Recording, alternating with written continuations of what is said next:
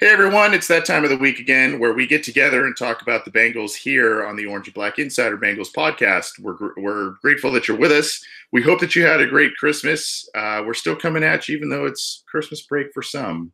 It's not really a break for us because there is one season left, or 1 week in the season left for the Cincinnati Bengals as we finish up the 2018 calendar year. My usual co-host, John Sheeran. John, how are you, sir? How was your Christmas? My Christmas is good. I probably ate like 4,000 calories yesterday. Most of that was like cookies. So I started my New Year's resolution workout, which will probably last, I don't know, like 3 weeks this time. At least I'm like a week ahead of it though. So it'll end it'll end kind of soon, 2019. So just getting ahead of it right now. Are you one of those guys that us meatballs despise at the gym? You know, you crowd it up throughout January, and then all of a sudden you're gone by the time mid-February comes I, around. I used to be a regular at the gym like when I was in high school, and then I was in a car crash like Oh, really? when I first got my license. I like hit a deer and I was in a car crash within like a 2 month span. So Oh, I was like gee. really scared of driving, and that like totally disrupted my gym routine for like my entire like junior year of high school. So I really like took a step back, and then I kind of picked it up back in college. But I know how to bench. Like, all right, Anthony, let's just calm down here. All right. Okay. You're a veteran of the chest day. Is that Oh, what you're I telling went me? I went like chest day like 2 weeks in a row just to like piss my friends off. That All was fun. right. Well, we really started this on a Jersey Shore kind of vibe, starting this show off. But it's good to have you with us this week, and thanks for making the schedule change, and thanks to our live viewers. We're for those of you who catch our show live or do not catch our show live, we usually record at a certain time, usually on Wednesday evenings, and we're recording a little earlier just because of scheduling wackiness and all kinds of stuff that life throws at you. But appreciate you, maneuvering John as well as the live listeners here. A lot to talk about tonight. We're going to talk about some of the things we saw from the loss at the Browns and the Browns sweeping the Bengals for the first time since before Marvin Lewis arrived in Cincinnati. That's kind of big news. We're going to talk about, like I said, a couple of things that transpired in that game, both from a Cleveland player and a Bengals player. We're going to talk a little bit about the Steelers game. We're going to maybe give out a couple of New Year's resolutions for the Bengals that they should be thinking about as the new year, that the ball in Times Square drops. They should be really working hard to remedy things in 2019, and we have a couple of ideas for that. And we'll be taking some listener questions as well. We've already got a couple sent our way. If you want to get your questions in, definitely leave it in the live YouTube chat. You can leave it in the comment thread at Cincy Jungle. There's a post up there that you can do that. You can get in touch with us via call or text 949-542-6241. We'll be trying to take some of those calls later. We will be taking texts throughout the show, though, so send those over to us, and we'll get to those. We'll get to those as we can. You can also hit us up on Twitter at BengalsOBI on the Twitter. You can get this show, in case you're new to it, you can get this show on iTunes, on Stitcher, on Google Play, at cincyjungle.com. We're also on YouTube and Art19. So a lot of different platforms for this show, and we appreciate the support, how you give it to us in those variety of ways. John, Bengals lost to the Browns here, and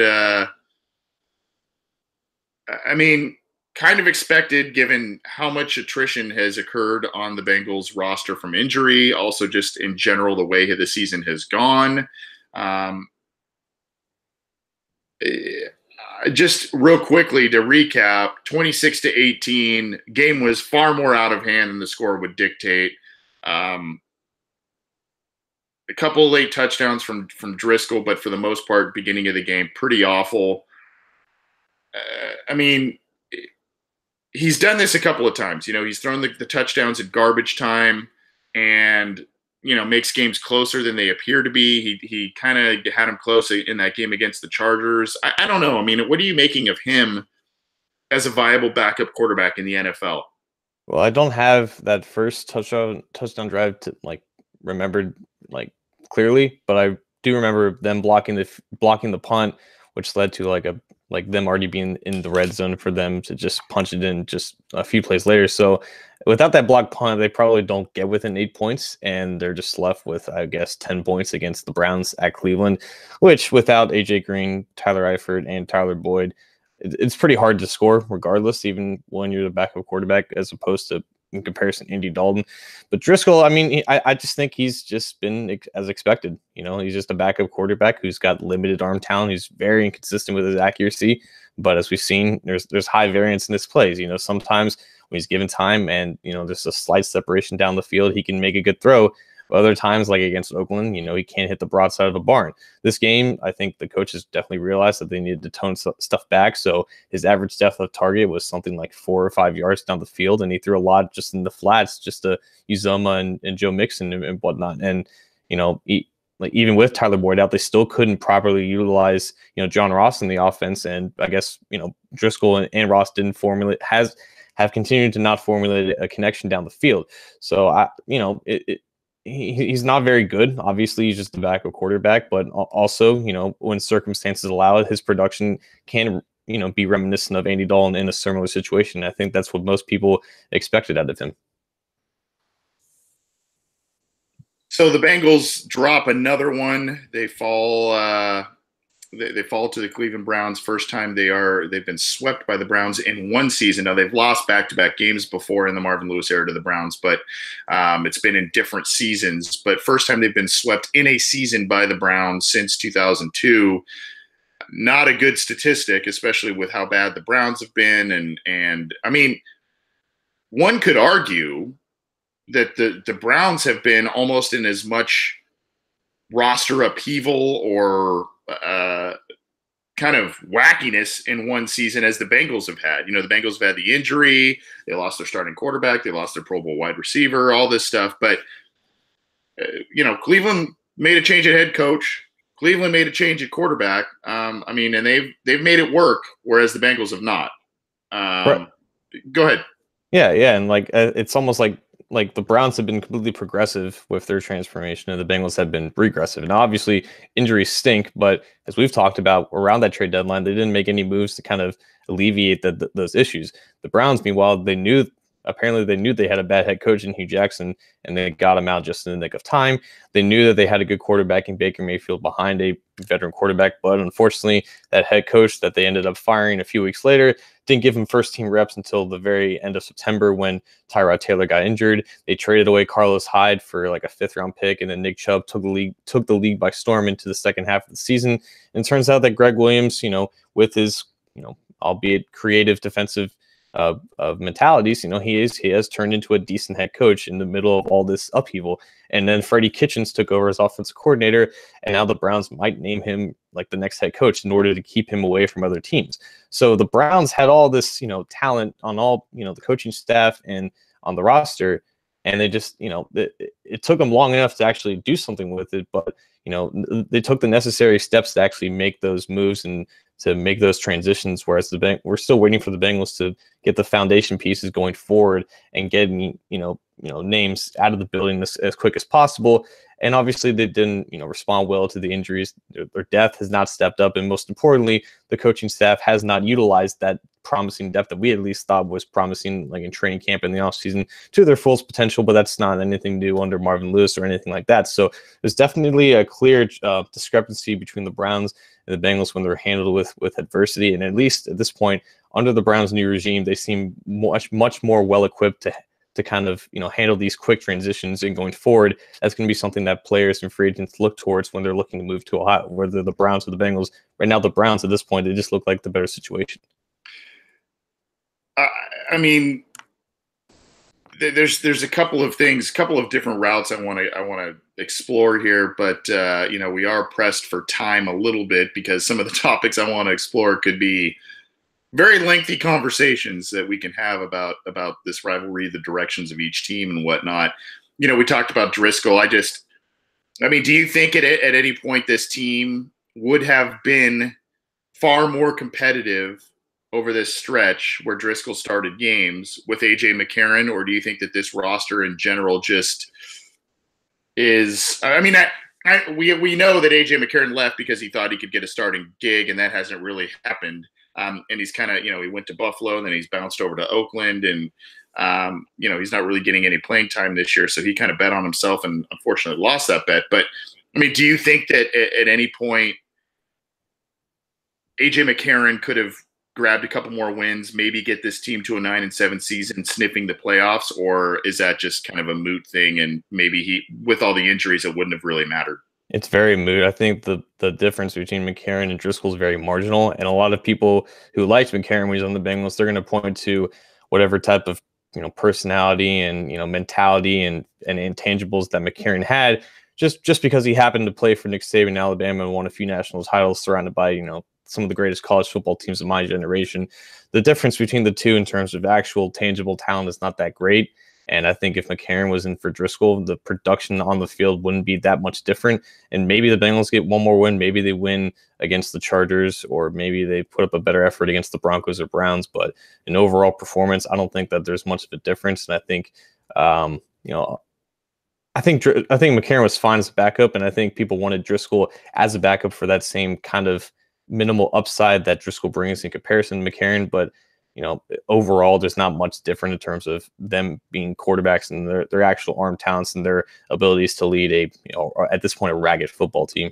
Yeah, and McCarron had AJ Green throughout the games he started. Mm-hmm. Tyler Eifert for a couple of the games. He was out a couple as well, but so he had a few more weapons probably than Driscoll did at this point. But yeah, I agree with you. You mentioned Nick Chubb.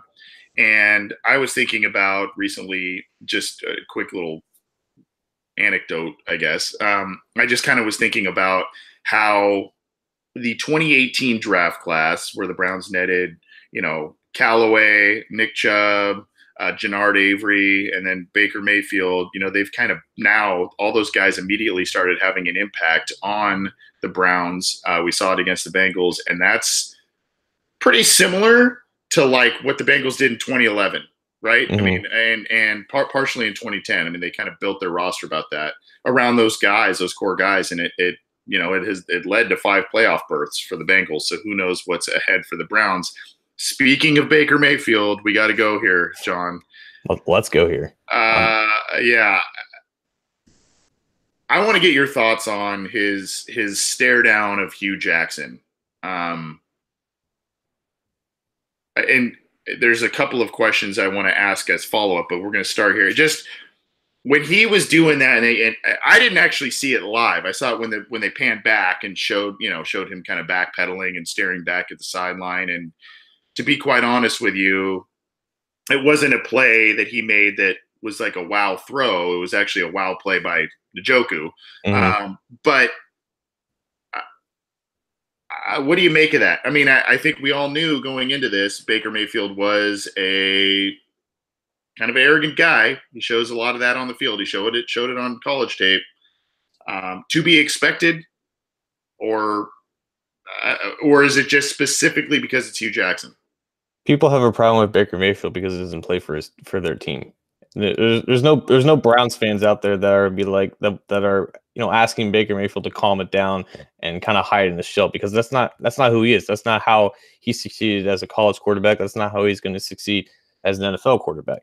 I guarantee you that if Baker Mayfield played for the Cincinnati Bengals, everybody would want him to do the same exact thing that he's doing with Cleveland. But just because it's against the team that we root for, we certainly have a problem with it. Yes, Mayfield threw a 5-yard pass to Njoku, who then ran 63 yards. But the impact of that play basically led to the Browns having a chance to finish over 500. The Bengals would finish below 500 and be last in the AFC North. And the Bengals just happened to employ the head coach that, again, Hugh Jackson probably didn't have much say in drafting, and then stuck him on the bench for the entirety of training camp and preseason, and then the start of regular season. Baker Mayfield will always try to find the guy to kind of build his mentality around and trying to make the villain so he can kind of conquer him. And that's kind of just the way that he is. So he deemed Hugh Jackson that guy because of the events that transpired towards him. And even after that first Bengal game, he villainized Hugh Jackson, and then essentially the entire city of Cleveland rallied behind him and made Hugh Jackson that enemy to kind of just kind of spark some type of late season run. And then they did all they could to try to make the playoffs. Unfortunately, it didn't work. But then, Mayfield essentially emphasized that with this latest stare down that lasted a few seconds. At this point, Hugh Jackson can't coach against the Browns and not expect to get trolled because of how things ended there. So even if Mayfield doesn't have this like much hatred towards Jackson, this is the persona that he's going to bestow upon him in order to galvanize his team and his fan base and maybe even his coaching staff to the point, because what they see in Mayfield is a leader and a spark and a culture shift, and that's exactly what that franchise is needed. And there's just no way that we can expect Browns fans to possibly ask him to tone it down. And we just have to have that perspective as another fan base of a rival team, that that's just the way that it is. And we're just going to be jealous of it because we don't have it.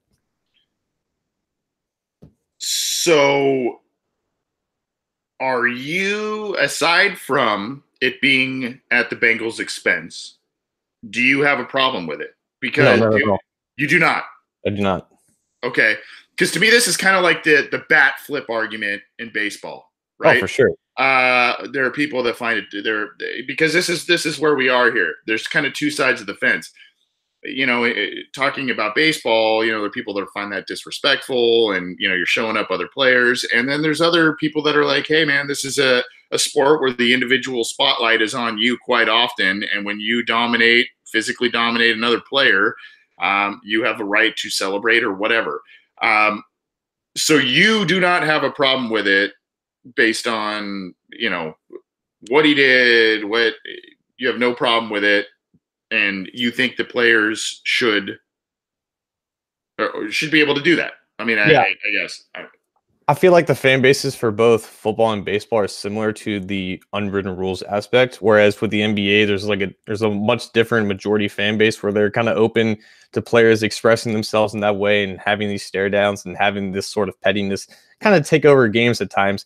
And, with both football and baseball fan bases, they're kind of like, you should, stick your head down, do your job, because this is a team, this is a team aspect and you're not bigger than anybody else. Whereas in basketball, you have more individual opportunities to shine and to have that personality kind of take over. But I'm all for players having fun, and just kind of expressing themselves in the way that they want to do so. And if that can galvanize and lead a team to success, then I'm all for doing that. If we had a player like Baker Mayfield who can, talk the talk and walk the walk, essentially, I'd be all for that. And that's one of the aspects that I liked about him coming out of college.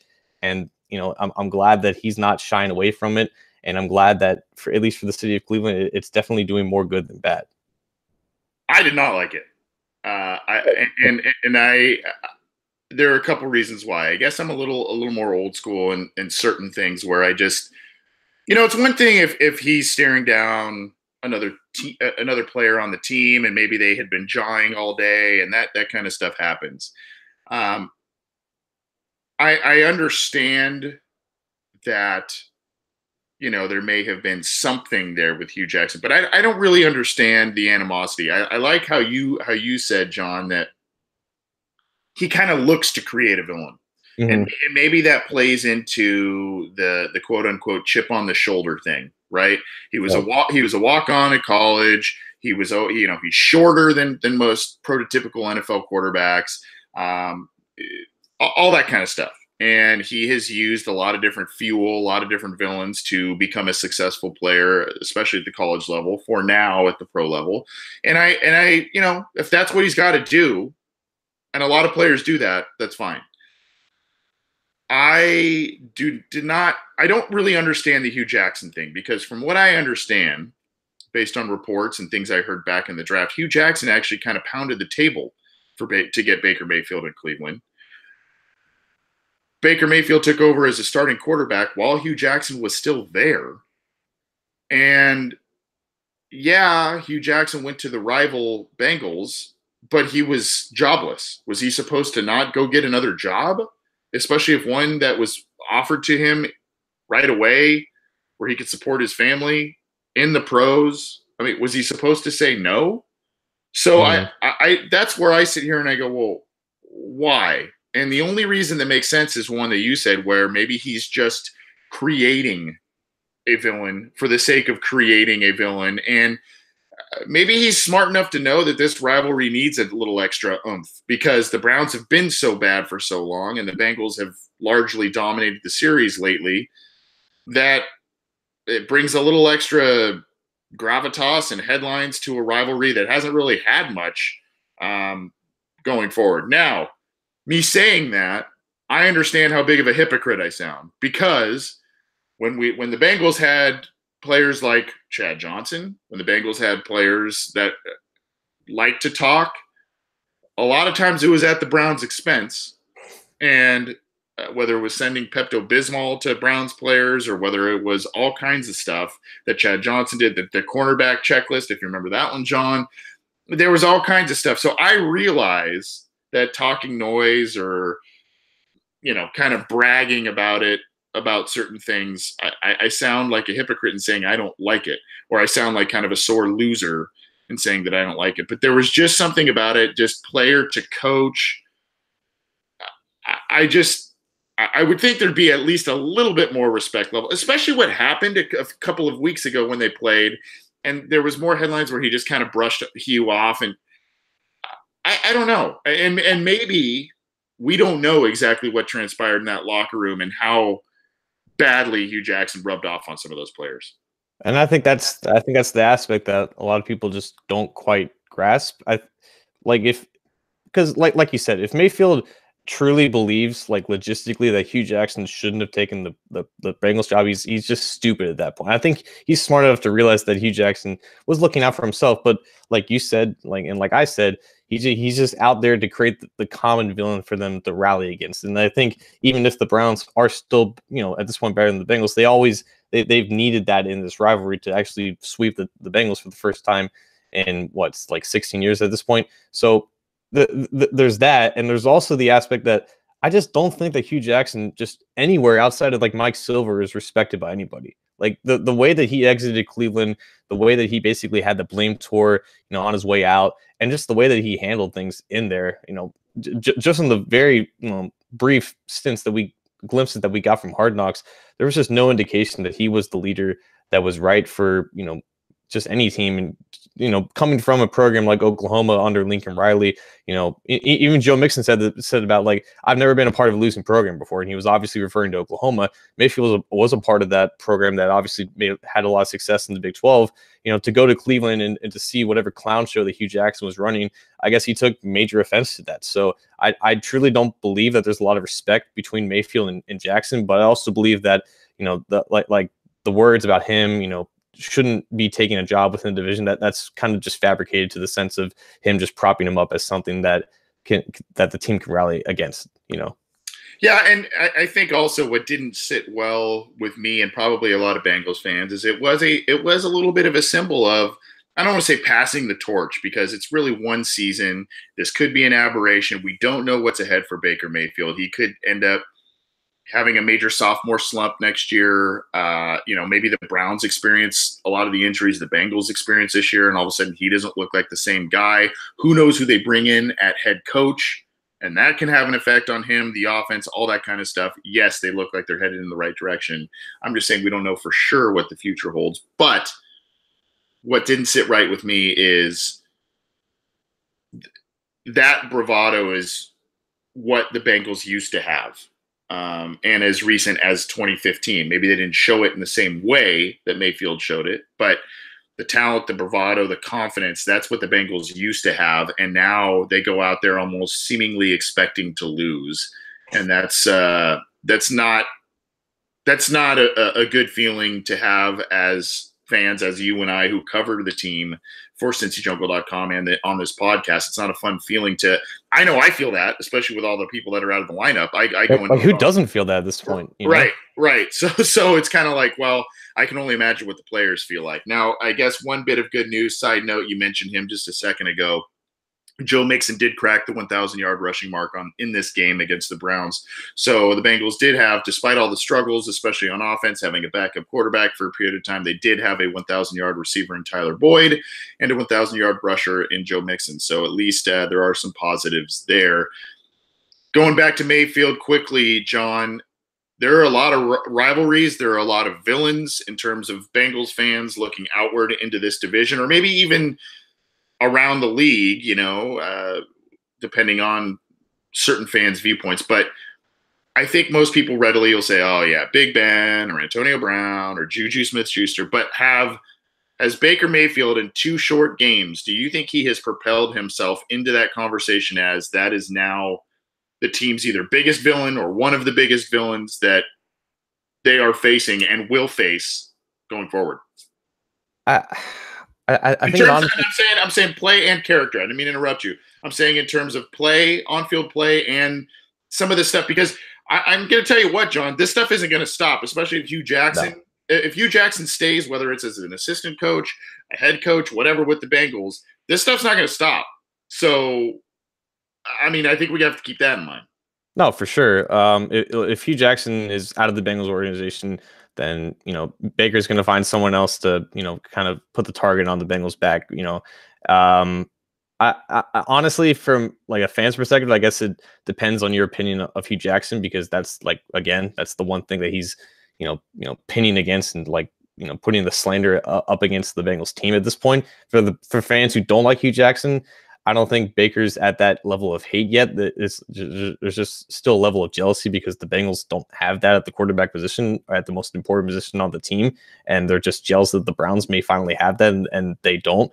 But definitely as a talent perspective, like, he's by far at this point the second best, or yes, I would say he's probably the second best, like, naturally talented quarterback in the division when everyone else is healthy, ahead of both Joe Flacco and Lamar Jackson. And honestly, I just think he's just slightly ahead of Dalton at this point, just in just natural ability. Now, obviously, yes, to sustain that and has to keep growing, but just off of a base, he's shown a lot of things that just Dalton hasn't shown in like 7+8 years now. And I think at this point, he has ascended to like the point that the Bengals fans and the team has to respect every time that they play each other, just like when they play Big Ben, because you can always expect Roethlisberger to come into Paul Brown Stadium and do whatever do what he does, and they haven't lost there in so long, and now they have to prevent the Browns from doing that exact thing. And where the Browns go from here with Mayfield at a quarterback, what they do with their coaching staff, that's going to be extremely indicative of how they perform moving forward, and what their records are going to be like with Mayfield at quarterback. But the Browns are definitely a team with Mayfield at quarterback that will always challenge the Bengals, and the Bengals cannot expect to just sweep them, every single year until they're at that level in terms of head coach and quarterback. Yeah, I think he's asserting himself as probably the biggest villain that they're now. Obviously, that in a few short days against the Steelers, I could easily change my mind just seeing those guys on the field and doing what they do on against the Bengals, and all the chippiness that always ensues there. But based on the position he plays, based on usually quarterbacks on the field, at least with the exception of, I mean, really that I can think of offhand, maybe Phillip Rivers a little bit. They're mostly even keeled. They don't really engage in a lot of chatter on the field, and even at the podiums after the game, they kind of just they stick to the kind of coach speak stuff, and he does not do that. For better or for worse, he does not do that. And I think that especially as long as Hugh Jackson is there, I think he's going to be. He is currently making the case to be the Bengals' biggest rival or biggest villain, especially because they're going to be playing him at least twice a year going forward. So, and someone said in the YouTube chat, in order to, who was it? I think it was Holy Moly Donut Shop. The best way to shut Baker up is to beat him, obviously. And he's 2-0 against the Bengals, so he can talk because he's winning. But he's kind of using that Johnny Manziel bravado attitude, but he's actually translating it to on-field play and production. And it's turning into a product that, as from a Bengals standpoint, has to be pretty frustrating to watch going forward. So we'll see how this whole rivalry, this whole relationship with Baker Mayfield and the Bengals continues. Going forward, though, there's another question, and I think what the Browns game showed us, John, is there were a lot of high-priced veterans in that game that did not play very well. And there are lingering questions about players who are being paid a lot or who could be paid a lot after this offseason that I don't know that they're worth it. Dre Kirkpatrick victimized a bit. The three top cornerbacks, William Jackson, especially Darqueze Dennard, And I think Kirkpatrick as well. Or Kirkpatrick was out, I believe. Was he? Well, he was injured during the game. Yeah, that's what it was. Yeah.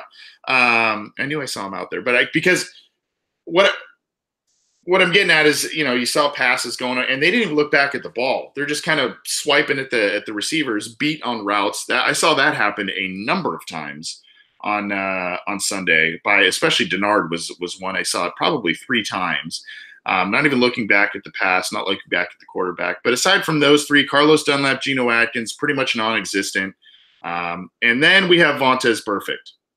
And Vontaze Burfict, he came back from a concussion after missing a couple of games. He has battled injuries. He's had a concussion. He's had a hip issue that's caused him to miss a couple of games. He was suspended at the beginning of the year.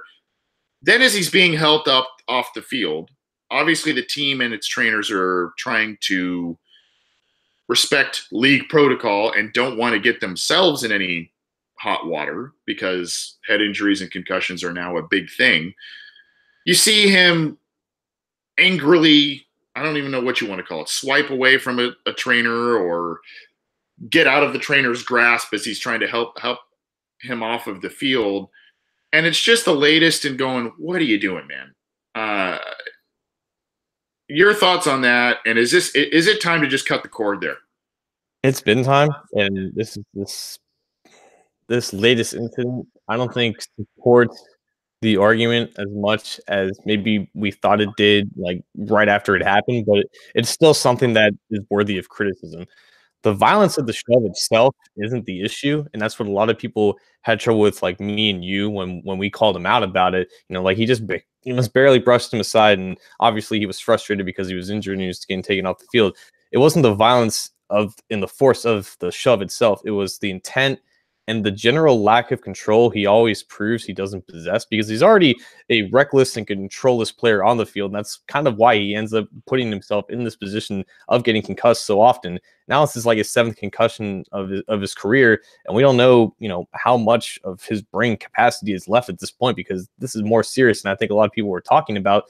But like, because he's him, because he's known to do these kind of reckless things, after the whistle, usually against the other team. Now it's against an own staff member who's just trying to help him off the field. Like, even if it's not that big of a deal, this is Vontaze Burfict. Like, he should know who he is, and he should know that whatever he does, it's going to get amplified by 10. And that's exactly what happened. But there's always going to be people that defend him and treat him just like any other player. He's not just any other player. And the league office proves that, but by continually fining him and suspending him for things that are just borderline for anybody else, because he's already set this reputation, this precedent for the kind of player and the person on the field that he is. So if he continues to not show the awareness that he is just in a different category from everybody else, he's just never going to get it. And the more concussions that he endures and tries to come back from, pretty much the worse it's going to get.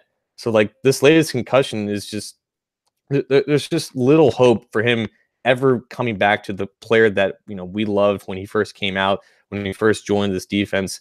He had the chance, early on, before this all kind of spiraled out of control, to evolve as a player, and as a person on the field. Because off the field he's pretty much a saint. He's a bookworm, he's a film nerd, and all that kind of stuff. But he's just not reliable on the field, and this is just not a good look, even if you don't deem it a big deal. And this is a tough decision for the Bengals next offseason. On one hand, he has an $8.65+ million cap hit, but they only suffer a $1.8 million dead cap hit if they cut him, based on the contract extension. I mean, he signed a 3-year, $32.5 million contract last offseason. So, so on that front, you're kind of like, well, based on the fact that he's not really pulling his weight, he's injured often, all that kind of stuff, maybe it's time to cut the cord. He'll be, on the other hand, he's not 30 yet. He's actually only 27 currently. He'll be 28 next year with this potential savings. And if you cut him, there's not a lot there in the linebacker group to rely on, in terms of talent and depth, as we've seen throughout this entire year. So it's a tough decision. I don't know what the right one is. I think I just think it's time in a lot of different respects. He's bringing negative PR to the team. He always does with the when the suspensions hit. He's proven to be reckless. Like you said, the concussion issue, it seems to be a lingering one, and one that he can't. He goes 0 to 60, and when he's at his best or worst, it's at 60. But he doesn't. It's like almost he plays at 0 or he plays at 60. You know what I mean? There's not a 45. There's not. And granted, when I say that kind of tongue in cheek because you always want your players giving 100%, but perfect 60 is, the ankle twists and all that kind of stuff that we've seen. You see other players target him and try and get him to goad him into penalties, all that kind of stuff. I think Marshall Yonda was another one earlier this year that we've seen. It's just one of those things where it's like, kind of like the Adam Jones thing. And granted, Adam Jones, his issues were more off-field stuff. Right. But it's kind of like it's a headache. And if he goes somewhere else and ends up playing well, someone else gets more out of him. Okay. But it's almost more trouble than it's worth. You know what I mean? No, for sure. Like you said, there's just not a lot there. Like without him, there's not a lot there with him. Like he's like legit in the bottom 10% linebackers this year. He isn't as much of a liability as people like to make Hardy Nickerson a liability. And granted, Nickerson's actually been pretty decent the last couple of weeks while Burfict was out. Whenever Burfict's on the field now, he's just not a good starting linebacker. And for the amount of money that he's being paid, he can't sit on the bench. So there's just no way to justify continuing to give him starter money for him to continually be a below average linebacker. And people want to say, give him another year, see if he recovers. He's always going to have these issues, coming off the field, whether that's injury or whether that's suspension. And it's not going to get better after 7 concussions in 3 or 4 years now. Like that is a legitimate issue that's only going to get worse. And, we know that their linebacker situation is pretty barren. Getting rid of Burfict is not going to make that exponentially worse as much as keeping him on the field for him to continue to be a poor player. Like they just have to have an exodus of their bad linebackers, keep, whatever guys you still have on the rookie deals as like a base, and go out and find actual difference makers. Because right now, Vontaze Burfict is not a positive difference maker. Yeah. And I mean, he's not even in there. I mean, we're talking about him potentially, how the linebacker group might be decimated if he's not there. But I mean, he's not really there now. Mm-hmm. So I mean, it's kind of like, what are you actually losing? I mean, I've seen some people in the live YouTube chat saying, "I'll trade him" and all that kind of stuff. You probably couldn't get a 6th-round pick for Vontaze Burfict right now. Yeah, I love this one from Nathan McGuire, John Sheeran. You're not a doctor, Marvin Lewis. I thought that was a good one. And if you don't understand that, then you need to go look up a Marvin Lewis press. You're better for not understanding that. Yeah, exactly. You'll have some brain cells at the end of it. That's right. This is the Orange and Black Insider Bengals podcast. He's John Sheeran. I'm Anthony Cosenza. We're talking a lot of things about coming from that Browns loss by the Bengals. You can get this show on Art19 on iTunes, on Stitcher, on Google Play. You can get it on YouTube. We're also on cincyjungle.com, so download the show how you can. We're up against some time here, John. I don't know if we're going to get to everything we wanted to get to, especially if we want to get to a couple of listener questions at the end of the show. So let's just do this next segment pretty quickly, in that 2019 is right around the corner. And, what people do, you mentioned at the beginning of the show, you're talking about maybe getting back into the gym rhythm as a resolution. And I think that's a lot of people's New Year's resolution, and it's a good one. But the Cincinnati Bengals should have a bunch of New Year's resolutions or game plans for their off season going forward. And I mean, obviously it's always win a Super Bowl or win a playoff game. I mean, I think that's, win the division, win a playoff game, win the Super Bowl. I think that's obvious. We're going outside of the obvious. So I'm going to put you on the spot here first, John. If you were the Bengals, if you were Mike Brown, if you were the front office, what's a New Year's resolution in terms of operating practices, something you'd like to do with the roster, anything like that you think the Bengals should be doing as a New Year's resolution? When you brought up this idea right before the show, I thought it would be a good idea. But now I'm just thinking about things I could say, and the Bengals are just all of us. They're going to set resolutions that they're just not going to fulfill. Like the resolutions, they haven't changed. Like spend actual money for agency. Go out and get a new head coach that's not Marvin Lewis. They're not going to do either of those things. So I could tell them to do that. They're not going to do that. Marvin Lewis is going to come back. Likely, it's going to be Hugh Jackson that replaces Bill Lazor at offensive coordinator. It might as well be Vance Joseph at defensive coordinator. The band will be back together, and the same things will happen in 2019. Like I could tell them, I could want them to do different things, but they haven't shown that they can do it. But it's always going to be, you know, actually spending for agency. Don't just rely on the draft in terms of rebuilding the team.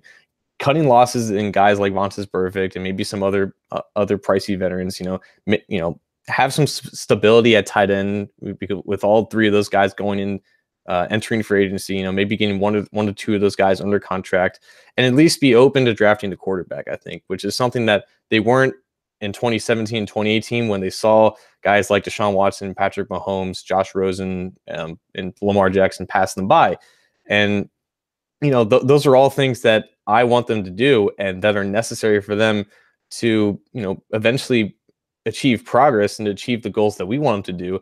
But until they do that, we're just going to be having the same conversations every single year, and they're just going to barely be competitive in a weak division, but not have the necessary tools and personnel to go any further than they've already been. So the resolutions, in my opinion, just haven't changed. We're just finding new ways to say them, I guess, because the Cincinnati Bengals are just the average human being that just doesn't follow through on the resolutions. Yep. And I like that you brought up quarterback, because that's kind of where it starts and ends with a lot of teams in the NFL. And that's kind of how the NFL is run. You know, you got to get your quarterback and do it. I'm going to say this, and it's kind of a blanket statement, I guess, but I'm going to say that the Bengals need to get – I'm trying to find the right wording for this, I guess. Get their top tier quarterback, get their elite quarterback, and believe it or not, that could include the guy that they've had for the past couple of years, and I'll talk about that for just a second here. It's either get a guy that you draft and you know you develop, and that becomes, you know, first round guy or whatever, that becomes your guy, and that's the new guy, and you hope that person carries the franchise going forward. Or you do, you know, if they are truly planning to get the band back together, as you mentioned, John, then they need to do what they did with Andy Dalton in 2015 and absolutely surround him with all kinds of different weapons, offensive line help, everything they can. If they are truly committed to Andy Dalton, we've seen Andy Dalton play at a near, I don't want to say elite, but a very high level back in 2015 when he had Tyler Eifert, when he had AJ Green, when he had Marvin Jones, Mohamed Sanu, good offensive line, couple of nice running backs. We've seen him play at a high level when there's a lot of players on that roster. All of a sudden, those guys have gone. We've talked about this ad nauseum. Those guys are gone.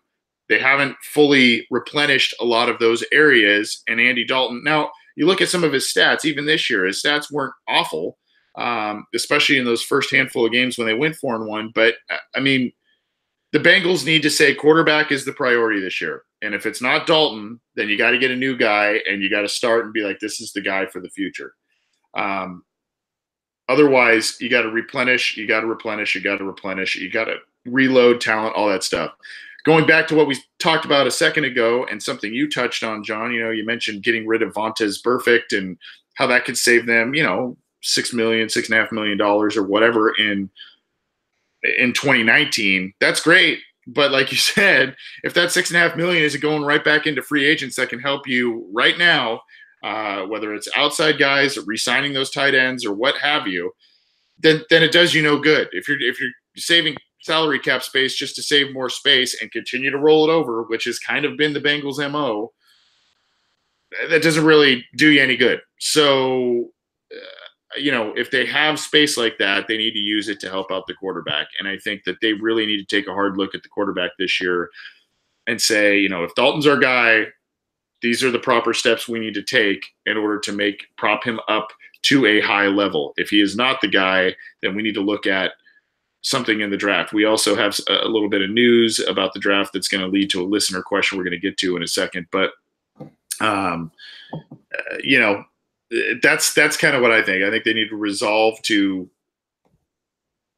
get to really build up the quarterback position and really, and even in the backup quarterback position, because the backup quarterback position hasn't been stellar when called upon this year either. So I think that's my resolution for them. Yours is basically don't be the guy that doesn't follow through on their resolutions, right? Yeah, basically. Yeah, That's what you meant. Yeah. Happened, but yeah. Well, I hope you do follow through on. I hope you do follow through on your resolutions, John, and you can keep me accountable on some of mine as well. That if I end up sharing those with you, seeing some other stuff right here. Priority number one, I think it's Holy Moly Donut Shop again. Priority number one, find a legit suitor to buy the franchise. That's a good one. All that, that's a pipe dream, though. That's not going to be a true resolution for the Cincinnati Bengals. But we'd love to hear yours. You can get in touch with us in a variety of different ways and let us know what you think the Bengals resolution should be for 2019. We're going to get out of here with some listener questions. And the first one, since we just talked about resolutions and the quarterback position, John, the Oregon quarterback, Justin Herbert, I believe, said he's going to forego the draft and he's going to go back into college to play at Oregon this year, which is a little surprising, but he did have that shoulder injury, I think, towards the end of the year that forced him to miss a little time. And I think he wants to go back and really prove the tape. It might not be the smartest decision on his part, just simply because this is a weak quarterback class. But we did get a question. Let's see who it was from.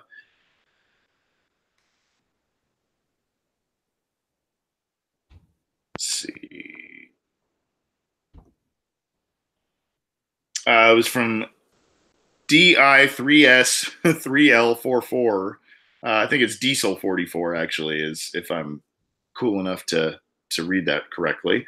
With Herbert pulling out of the draft, how does that shake up the Bengals' interest and possibility of taking a quarterback? So this kind of piggybacks a little bit on what I was talking about with the quarterback situation in 2019. What do you think? So just based off like the last 3 or 4, maybe even 5 years at this point, if you want a quarterback in the first round, odds are you're going to have to pony up and pay for it. And with extra draft picks, that's just the nature of the market now and how teams who maybe don't end up being in the top 5 initial order who need a quarterback, they've shown the complete willingness to move up and sacrifice, future first-round picks and multiple mid-round picks of that draft to go up and get their guy. We saw the Rams do that with Jared Goff. The Eagles did that with Carson Wentz. The Texans did that for Deshaun Watson. The Chiefs did that for Patrick Mahomes. Even the Jets did it for Sam Darnold. They only moved up like 3 spots. The Bears did that for Mitchell Trubisky. They moved up like 1 spot. So it doesn't matter where you end up, slotted in the draft order. Odds are if you want to take a quarterback in the first round and you're not picking first overall, you're going to have to trade up into the top 5 or, way earlier in the first round than where you already are to get him. So right now there looks to be like one in Haskins who's projected to potentially go top 10. And then beyond that, there's like Will Grier or Drew Lock, guys that have more questions attached to him. But even if right now you're not, excited about the prospect of either of those two behind Haskins, because I know Haskins is pretty much universally loved at this point, they still have to be open to, they still have to be open to the possibility of him taking over in like a year or two, because, in the past, it's not always those first 2 quarterbacks off the board that end up being the most successful. Like Deshaun, like Mahomes and Watson were like 3rd and 4th quarterbacks taken. Prescott was taken in the 4th round. I guess it's more of an outlier than anything, but it doesn't always have to be that first guy in the draft class that is like, the surefire best quarterback of that class. There's guys with potential here that can still be good players, and it's just up to the eval and how those guys end up turning out, with their offseason programs and whatever, and depending on, how much stock that they end up improving, where they're going to go. And so, yeah, obviously Herbert, not declaring definitely hurts the class overall. But I think that even with just Haskins being, like the guy that everybody still like agrees on, I think there will still be another at the very least, quality starting quarterback in this class, and the Bengals have to be open to finding him. I can't shake the feeling or the thought of, what if the Bengals had just drafted one of those quarterbacks last year? Because if they are looking for a quarterback this year, which I don't think they are, but if they are looking for a quarterback early this year, it's kind of funny because then it's a weaker class, and of course the Bengals just make the wrong decision again, and they wait to get a quarterback in the class that's a lot weaker than last year when they could have done so. But imagine if they just said, you know what, and this is the difference between the Ravens and how they are run and the Bengals and how they're run. They had they have a Super Bowl winning quarterback on their team. Granted, he's older than Andy Dalton, but they noticed some warts in his game. They noticed some aging, all that kind of stuff. And they said, you know what, screw it. We're going to still give him some weapons, and he can play this year, but we're going to take this kid because he's high on our board. We want another quarterback, and that's what we're going to do. So they took a first-round quarterback. Flacco gets hurt. All of a sudden, Lamar Jackson comes in, and they're poised to pretty much win the AFC North.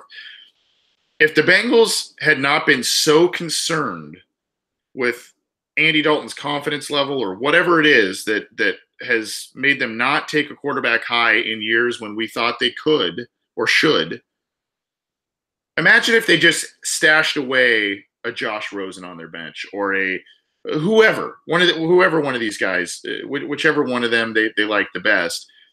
And Andy Dalton, I mean, you have hindsight. You think Andy Dalton's going to start it all year, but you have one of these guys, and all of a sudden now this person comes in, and at the very least, maybe they win some games, but at the very least, they get some valuable starting experience. And you can say, you know what, either year 2 or year 3, we're going to give Dalton maybe another year or something, but year 2 or year 3, based on what we've seen, this person is not the guy, or this person is the guy, and or could become the guy. And the Bengals would have had, in a season that has been lost, they would have at least had that going for them. Right? I mean, they would have had a young quarterback that they could say, you know what, we made the right decision, or, oh boy, I don't know about this. So I wish that they had, for lack of better words, had the stones to draft a quarterback and not worry about ruffling the feathers of the guy they already have in the building, because they want to make the team better. Go ahead. Unquestionably, because like every year we talk about, how can we improve the team around Andy Dalton, and it always involves, targeting, a multitude of different positions to have, immediate improvements in those. And sometimes it'll take, years for those guys to develop and become assets for Dalton to utilize. If you're drafting a quarterback in the first round, odds are he'll do better with the roster that a guy like Andy Dalton may be struggling with. Like Deshaun Watson, for example. Like, did you see the game that he had against the Eagles? Like his receivers were injured. He was playing on the road, and he was just making plays by himself. Like, even Patrick Mahomes is doing things that we've rarely seen from the quarterback position, and he's just elevating the guys around him. Carson Wentz and Goff have improved dramatically. Even with their supporting cast, they're showing their immense talent. If you draft a guy in the first round, odds are you don't need to fill every need that you have on the roster. Whereas if you have a guy like Dalton, you need the entire roster to be primed for a playoff run, so he can just take the reins and just drive the car that's already fully equipped to handle a playoff run. If you have a guy that's uberly talented that can elevate a roster, that eases your whole team building process tremendously. And along with all that, if they do end up drafting quarterbacks that they said they liked but they weren't interested in taking in 2017, then you have a guy that, again, you can either have prepared to take over for Dalton, who at that point is a bridge, and then take over in year 2 and 3 and not have to worry about the rookie struggles of a first-year quarterback. Because a guy like Mayfield and I guess Russell Wilson going back to 2012 and even Andy Dalton in 2011, those guys are pretty much they're the anomalies when it comes to rookie quarterbacks. Most of the time, it'll take a year for that quarterback to kind of get acclimated in an offense or just in the league in general. And then year 2, we see that production really spike upwards. So the longer you wait to get a quarterback under your belt and in your system, the longer it will be until you can actually contend with him. So if the Bengals don't draft a quarterback until 2020, we can't expect that quarterback to actually produce at a high level until 2021. Now, he could if the roster is good enough to carry him in 2020, but odds are, he's going to struggle, just like a guy like Josh Rosen has struggled, a guy like Sam Darnold has struggled, and guys like Jared Goff and Carson Wentz struggled in their rookie years as well. So odds are, he's not going to end up being Deshaun Watson coming into this first year. He's going to struggle, and he's going to go through the motions in his first couple starts. And the sooner you get that out of the way, the better, the quicker that your franchise can move forward. Yeah, and I mean I watched the game on Sunday night a little bit. We had a family get together that evening, but Sunday night the Chiefs Seahawks game, and you just see what those two guys can do, and what they mean. Russell Wilson and Patrick Mahomes. That is, you just see. I made the comment to some family members saying, that's just the difference of a guy, who those guys are, and what they can do for their teams. I mean, that's just the reality of it. And, it's not that I don't want. I think Andy Dalton is a great human being. I think he's a pretty good quarterback. I think Marvin Lewis is a good human being, despite some of the terseness in his press conferences and whatnot. I would like to see those guys win. But if they're not winning, right. You can always swing again. If you fail, you can always get back up again. It's not like being, back under the dirt for 5 more years is going to do any more harm than just continuing the same old thing over and over again. At some point, you just have to change it up. And if it doesn't work, try again. Yep. And in today's NFL, as opposed to when Marvin Lewis first took over as the Bengals head coach, the risk level in terms of financial investment of a first-round quarterback, if they are a bust, it's not nearly as big of a deal. I mean, go look at Baker Mayfield's contract or whatever, compared to what Carson Palmer got as the number 1 pick in 2003.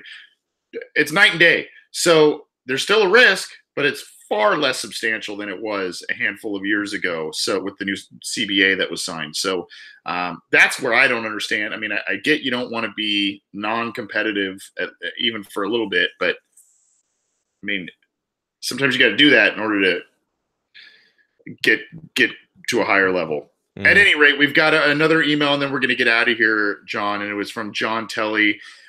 Interesting, and it does kind of segue nicely from what we were just talking about, but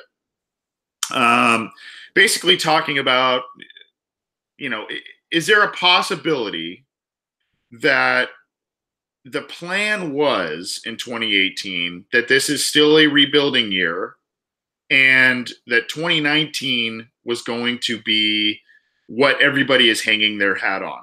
And there's a couple of reasons that John Telly lists out. Basically, number one, Marvin gets a 2-year deal rather than a 1-year deal. I know the Bengals have an out after 1 year, but why bother with a second year if this was a quote-unquote prove-it deal, especially if he got some rental deals in the past.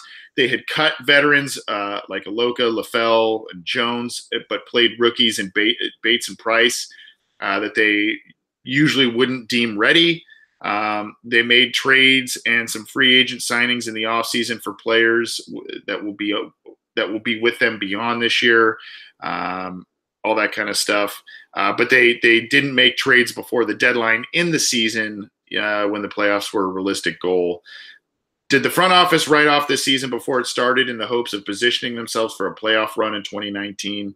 I should say that I don't agree with this reasoning, but wondering what the front office is thinking. And then he also just writes a little thing. To be fair, I'm not someone who thinks Mike Brown doesn't care about winning. I just think he's not very good at it. That's perfect. Right there. Yeah. I mean, I wholeheartedly agree with that last sentence. But your thoughts on some of the points he laid out and this plan that the Bengals have had for 2018 and 2019? They don't have a plan. They don't have a good one at the very least. The plan is not having a plan. I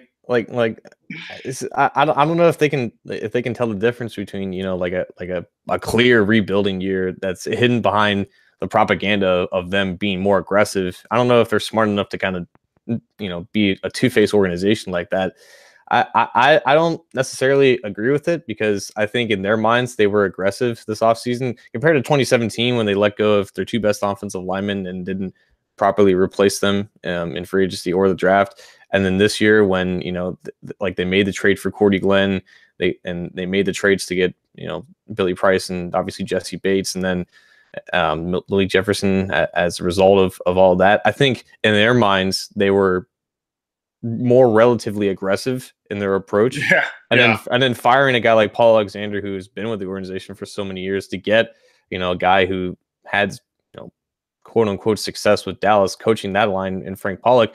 I think in their minds, they were plenty aggressive. And I think they were expecting to build, in what has now become a weak division relatively compared to years past, where the Steelers aren't as dominant and the Ravens and Browns are experiencing a facelift of sorts. So I don't agree with that. I think that regardless of if they believe that they're going to be competitive or rebuilding, that Marvin Lewis always had a say in whether or not he was going to continue coaching, and that hasn't changed. With how the season has endured, and they obviously didn't expect a lot of these injuries to happen, and they've been unfortunate. But you could say that that's an excuse. They can give this argument more weight, but I just don't believe that they did. I don't believe that they didn't believe that they could compete this year, and I think they did all that they thought that they could do to make that happen, and it just hasn't happened because their process is extremely flawed. Yeah, and I agree. And even if they didn't believe it, every team would tell you, "Oh, we expect to compete for a championship every year," right? Yeah. I mean, that's the cliche. So, yeah, I agree with you. There are some flaws in some of the logic, and it's not necessarily John Telly's logic. It's just the logic that's been laid out there. Some of the players that they brought in free agent deals are not going to be back next year. Preston Brown is a one-year deal guy. So, and that was supposedly one of their big guys that they signed from the outside. Corey Glenn, yes. I mean, that was a trade, and they've got him locked up for a couple of years now. But so I find flaws there. I also find flaws in what we just talked about with the quarterback stuff. I would think that if they truly thought, hey, if we get competitive in 2018, if we're close to 2018, awesome, but 2019's the year, I would think they would have explored quarterback last year. I mean, that's the biggest sign of a rebuild, or the biggest, aside from hiring a new head coach, that is the sign of rebuilding. We're going to move forward with a different quarterback. And they did not do that in a very heavily talented class last year. And they said, well, let's just kind of plug a couple of holes here and there. And it temporarily worked in the form of a 4-1 start, but injuries and it being basically a house of cards ended up collapsing. And here we are again for the third season in a row where the Bengals have a losing season. So, and I also would think that if they had the mindset of 2019 as our year, I would think that you wouldn't, I don't know, two straight years of losing seasons, that you wouldn't want to say, yeah, well, we'll have another one and then we'll get there. You know what I mean? I just, I don't know. I just find some flaws in logic. And I think, John, you hit the nail on the head in that if you were to ask the Bengals, and at this time of year, especially when the Bengals aren't doing well and they've had a string of unsuccessful seasons, there's the open letters and the fan letters and people talking about how their interactions with ticket sales people because they don't want to renew and blah, blah, blah. And that's great. That's their prerogative. But if you see the letters that get sent back by the organization to the ticket holders and all of that, they make these reasons or excuses of, hey, we were aggressive last year. We were just injured. And I don't know. And I think you're going to hear a lot of that stuff. I think you're going to see Marvin back next year. I think, like you said, John, there's going to be Vance Joseph probably in the mix. If he's let go, he's probably going to be the team's defensive coordinator. I'm expecting a move to Hugh Jackson at offensive coordinator, to be quite honest with you. And they're going to try that, and they're going to try and recapture 2015 how they can, and that's going to be their game plan this next year. And then that's probably when it blows up if it does not work, which signs point to inevitably that it will not. But I think 2019 they'll be a better result in terms of a record, but I don't see necessarily too many huge differences in terms of a quarterback or a head coach or anything that I don't know. I think they thought 2018 was not, we talked about this on a recent show, was a retool, not a rebuild. right? Mhm. And I think that they thought they did enough to be competitive and potentially sneak a division crown this year. And they fooled everybody for about a month and a half, and then that was it. So, good email by John. Good questions all around. We're a little short on time, so we're going to get out of here. But we appreciate all the listener questions. If you're new to this show, you can get it on iTunes, on Stitcher, on Google Play.